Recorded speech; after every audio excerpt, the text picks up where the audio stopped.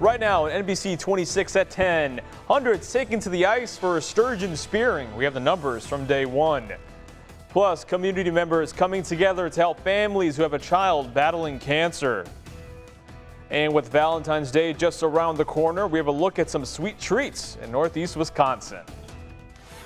New tonight, thousands braving the cold this morning for the start of sturgeon spearing season, and the numbers are in. The DNR says things went as anticipated given less than ideal water clarity. They're reporting 83 sturgeon were harvested in Lake Winnebago and 136 in the upriver lakes. And for some on the lake this morning, it's a lifelong tradition, others trying it for the first time. NBC 26's Shane Gustafson shares the excitement from Oshkosh. Stephanie Jensen is taking a picture Saturday morning because even she doesn't quite believe this fishing story. It's pretty crazy. It's just this rush, and I don't know, it's kind of an out-of-world experience. It's only her second time on Lake Winnebago. This is the first fish that she speared, and after her nerves have calmed down, the excitement sets in. Kind of a prehistoric animal on the line because it's just not always something that happens to everybody. People sit out here for years and years and don't see anything. So, yeah, I'm still shaking like a leaf. But less than a mile down the lake, Jason Everard and his friends didn't see a thing. I view it as no different than deer hunting. You sit up in a tree stand waiting for that deer to come through. This is the same thing, just sitting in an ice shanty, nice and warm, just looking at a hole. That's not bad though, especially when it creates a bond. I like waiting for the sturgeon to come. It's just fun talking with my dad and Jason. Just fun. But at the end of the day, bragging rights are on the line. The DNR says murky water conditions brought this year's first day harvest numbers down a little bit. It says as of now, they're expecting a full 16-day season. Some say that's okay. You know, this doesn't happen anywhere else in the world. So it's very interesting, nice little thing that we have in Wisconsin. Keeping you connected in Oshkosh, Shane Gustafson, NBC 26. A great day to be out on the ice. The Wisconsin DNR using opening day to remind you of safety tips while you're on the ice.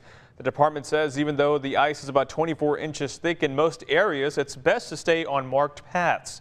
If you're using a heater in your shanty, it's important to bring a carbon monoxide detector.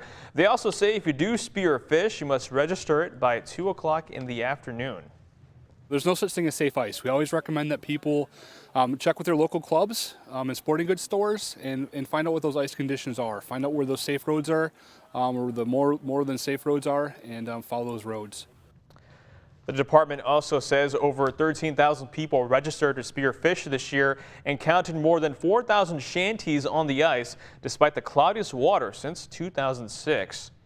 And if you're still heading out in hopes of finding that sturgeon, Gino Recchia has a look at your first forecast. Gino. Good morning, good evening, Mo. We did see temperatures this evening reach to near 20 degrees. That's 7 degrees below our normal for this time of year. Record high was 50, set back in 2009. I had a Facebook Live going on a little bit earlier asking, do you like the cold weather? Do you want the warm air? A lot of folks hoping for some milder temperatures, and we do have that coming up in the next few days, especially on Valentine's Day, but we still got a cool pool of temperatures in the teens right now, and also some snowfall moving in from the south. Some of us could see some snow flurries tomorrow morning. I'll have more details coming up. Gino, thank you. Covering America now, another White House official stepping down after allegations of domestic abuse. This wraps up a very tough week in Washington after Staff Secretary Rob Porter resigned for the same reason. Here's Kelly O'Donnell. New overnight, a second White House staffer is out after allegations of domestic abuse. Speechwriter David Sorensen. The Washington Post reported that during an ongoing background check, Sorensen's former wife told the FBI he had been violent and emotionally abusive. A White House official responded, "We immediately confronted the staffer. He denied the allegations and he resigned." Sorensen provided a lengthy statement saying in part, "I have never committed violence of any kind against any woman," and claimed he had been the victim of repeated physical violence. This comes after scandal rocked the president's inner circle over the handling of former senior aide Rob Porter's sudden resignation after two ex-wives accused him of physical and verbal abuse. Chief of Staff John Kelly gave me an emphatic no Friday when I asked if he had offered to resign. Kelly told NBC News that he was warned that Porter's security clearance was held up late last year. In November, I got an update on some of the investigations, and the update was that there was some things that needed to be looked into. Literally, that was it. But Kelly, who had publicly praised Porter's character, insisted he only found out about the abuse this week. Tuesday night.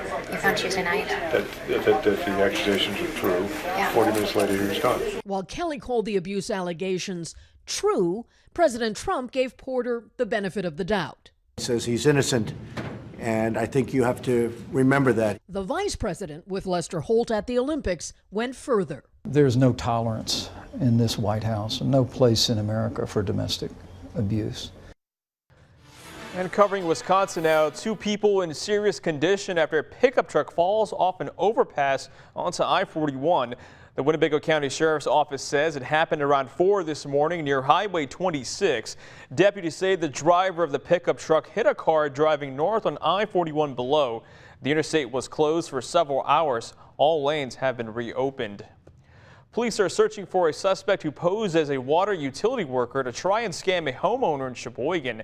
They say the suspect told homeowners they were using too much water and asked to look at their water meter. Police say the city's utility workers normally wear blue uniforms with a name tag on them. Officers also say don't let anyone inside who doesn't have proper identification. The Waupaca County Sheriff's Office reporting a snowmobile crash in the town of Muckwa. They say it happened around 6 in the evening on Larry Road and Ritchie Lane. They say snowmobile heading north on Larry Road collided with an SUV heading south. The snowmobile driver was sent to the hospital. The driver and passenger in the SUV were not injured. A group of crooks in Mount Pleasant turned the Foxconn construction into a way to rob people. A couple in their 80s were scammed in their home. A man posing as a Foxconn worker lied to get himself inside and 3 others. The home they took off with cash and jewelry. They said they hit a water main by lying to them. Once a couple got suspicious, they were already inside. But what could we do? If we'd have said, approached them or something, who knows what they'd have done to us. And the couple hopes others will learn from their mistake. The suspects left in a cream-colored SUV. University of Wisconsin System President Ray Cross is calling for zero tolerance of sexual misconduct. On Friday, he spoke about sexual misconduct to regents. He said a new policy was made about a year ago. The policy calls for online training for all students and employees. It also requires employees to report any sexual misconduct to the dean of students. A nonprofit group is discussing new ways to stop chemicals, soil, and manure from going into Wisconsin waterways. The Fox Wolf Watershed Alliance is tracking these practices near state creeks. The DNR also says the creeks are the reason for the highest level of phosphorus and sediment to go into rivers. And community members coming together tonight to help families who have a child battle cancer. Tonight, a gala was held at Lambeau Field to raise funds that will go towards the Colton's Cure Foundation. The foundation is named after Colton Steinhorst, who at 2.5 years old was diagnosed with cancer.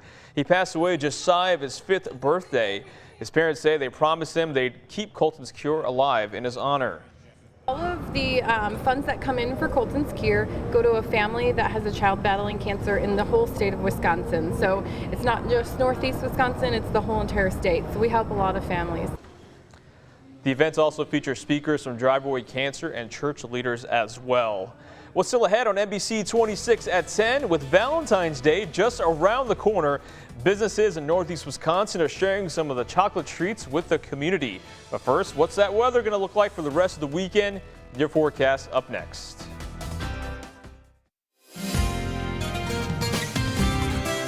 And now, your Storm Shield forecast from NBC 26.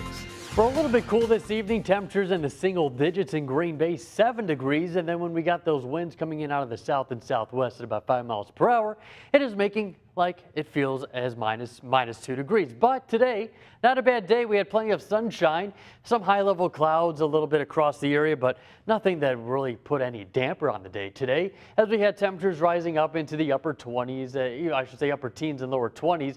However, these high-level clouds, they will start to move in later on this evening and bring in a little bit of some snowfall by tomorrow. However, as we talk about temperatures right now, not too bad. We're holding on to, though, -2 up in Antigo, 6 degrees in Clintonville, also in Wapaka, 7 degrees down in Sheboygan, 2 degrees up in Door County and Sister Bay, and 10 degrees in Menominee. Now, wind chill factors, they're not much of a big factor this evening. Sure, it feels like -2 in Green Bay and also in Antigo, but the rest of us either at or below, above 0 degrees. And the reason why, take a look at these winds. Not seeing much. Yes, it's very calm, very variable, and that's going to be the case tonight. It looks like at most maybe up to 5 miles per hour. Now, tomorrow afternoon, could get a little bit of a light breeze between 5 to 15 miles per hour out of the west and northwest. But for tonight, pretty comfortable and quiet day. Just got to, of course, grab the jacket since we are in the single digits. Now, cloud cover has been advancing to the north from the south of us. We do have a larger storm system. This one will pass, the majority of which south of us, but a little bit of some light snow will pass through parts of northeast Wisconsin by tomorrow morning. We got a larger complex system down to the south, some flood watches in effect over parts of the Appalachians. Close look shows where the swath of snowfall really started to develop over the last couple of hours, and there is a large area of winter weather advisories. Along the north, where they will be seeing some heavier snowfall between 2 to 5 inches, including the Chicagoland area.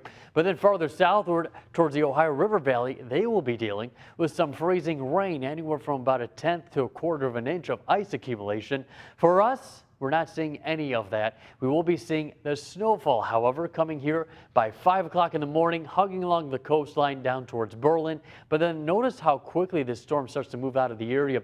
Starting to break down by 7 o'clock, sunrise, and by 9 o'clock, pretty much all the snowfall out of the area, and sunshine moves in behind it. And yes, we're seeing sun by the afternoon as temperatures warm up into the lower 20s. How much accumulating snowfall?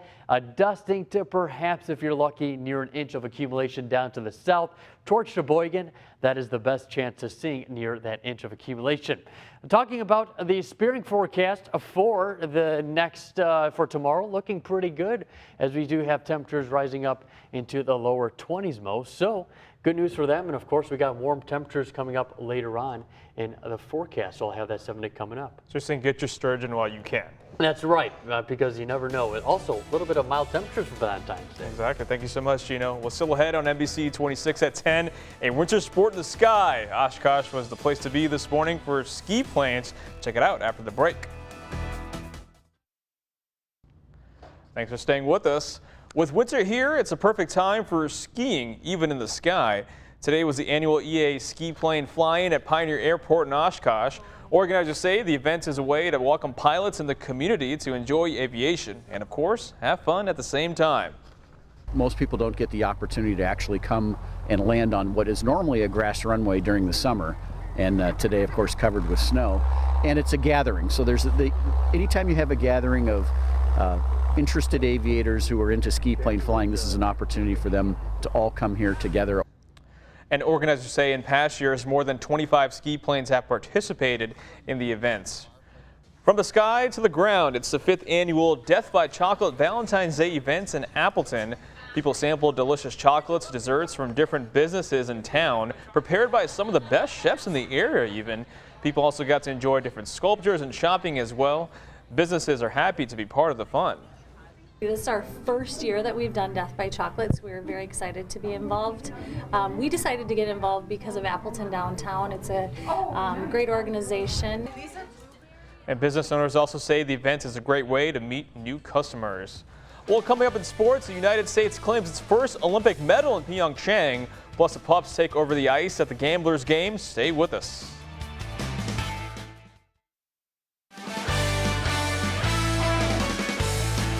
And now, NBC 26 Sports with Chris Barrier. Good evening, everybody. It didn't take long for the United States to claim its first medal in the Olympic Games, and would you believe the guy who did it is a teenager? Red Garrard, a 17-year-old from Colorado via Cleveland, Ohio. The kid won the men's snowboarding slopestyle final with a score of 87.1 seconds. He fell on his first 2 runs, but pulled out all the tricks on his 3rd and final run, and now he is the golden child. Here's a look at the current medal count. Germany's won 2 golds. Both the Netherlands and Norway have the most medals overall with 4. The host nation South Korea has a gold in men's speed skating, and thanks to that 17-year-old, USA is on the board. Elsewhere in Pyeongchang, the curling siblings from outside of Madison were officially eliminated from the medal contention in mixed doubles curling. Matt and Becca Hamilton finished 2-5 after beating Norway and then losing to Finland in their final 2 matches. Interestingly enough, Matt Hamilton has gained some social media fame because people claim he looks a lot like a younger version of NFL head coach Andy Reid. I can kind of see it. Even Hamilton himself says he sees that resemblance. Yeah, I did hear about that. I'm definitely slimmer than Andy Reid, but he's a great coach. He coached a pretty good team, and they're no Packers. So you think there's a legitimate comparison there? You are slimmer, but otherwise? I don't know. We're both white and we have mustaches, so we wear red hats, so maybe.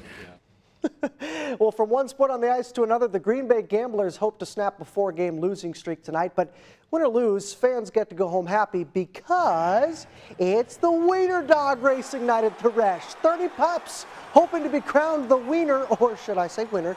Now, this should be an Olympic sport, am I right? Look at this. There's biting, there's clawing, even underdogs. Look at the little guy. And a well-deserved treat for said little guy, as he is your champion. As for the action on the ice, no score through 1 period. Green Bay couldn't capitalize on a 2-man advantage early in the second. Robert Herman redirects a shot in front, finds the back of the basket. Gamblers win, and I want to adopt a wiener dog. Switching to the hardwood, the Bucks continue their tour of Florida tonight. Didn't go so well yesterday against Miami. Perhaps a different result this time in Orlando. The Magic riding a 3-game winning streak, though. The Bucks have won 3 out of their last 4. 2 pretty good teams right now. First quarter, Giannis usually pretty good for 1 or 2 of these a game. Look out, slammer time. Bucks have the early lead. Second quarter, Eric Bledsoe says, I like that whole fast break thing you got going on. Nice move at the 10, too. 18 points for Bledsoe. Last minute to play. Who are you going to call? It's got to be the Freak. Giannis Antetokounmpo gets the bucket and the foul to seal the game. 32 points for him. Bucks win 111-104. Speaking of, it was the Bucks takeover at the Wisconsin Herd game tonight. Even the Rim Rockers were in Oshkosh for all the fun. Second quarter, Jaquan Lewis, what got into him? Nice solo work to the hole. 32 points, a G League career high.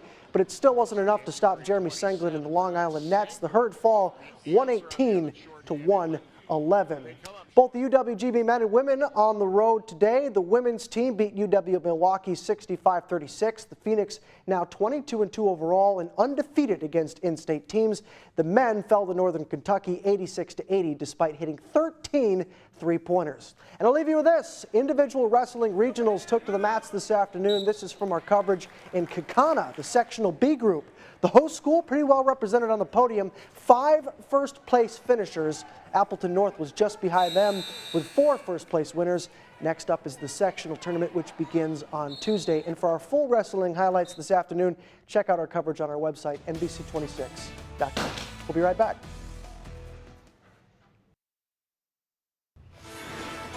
Well, temperatures tonight dropping down to an overnight low of 6. Light winds out of the northwest between 2 to 5 miles per hour. For tomorrow, a little bit of some light snowfall early on, but by the afternoon, the sunshine returns. Temperature of 23 degrees. And yes, I was mentioning warmer temperatures on the way.